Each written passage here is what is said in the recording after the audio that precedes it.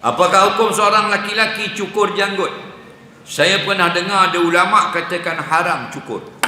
Ulama 4 mazhab berselisih dalam soal cukur janggut bagi laki-laki. Pendapat majoriti haram.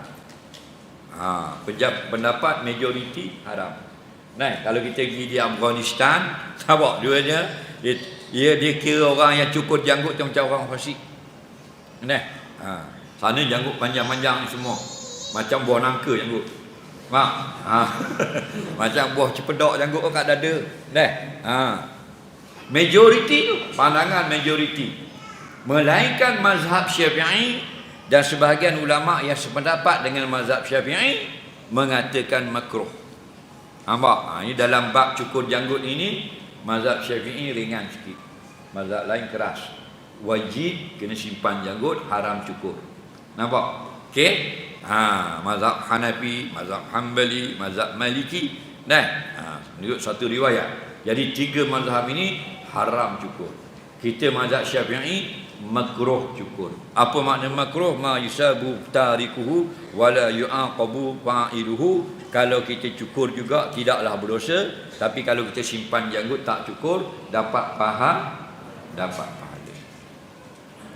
Dia isu ni sama dengan hukum main catur. Main catur mazhab lain jumhur haram.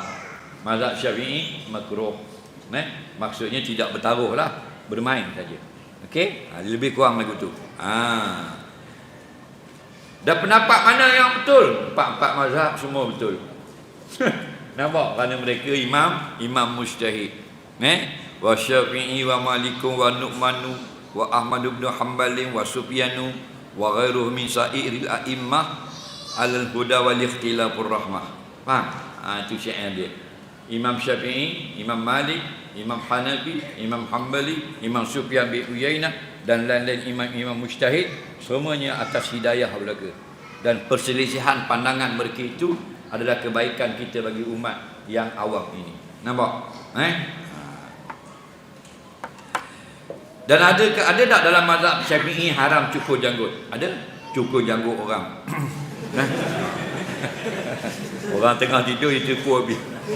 Bangun-bangun tengok tak ada dah janggut. Faham? Haram. Hak orang. Okey?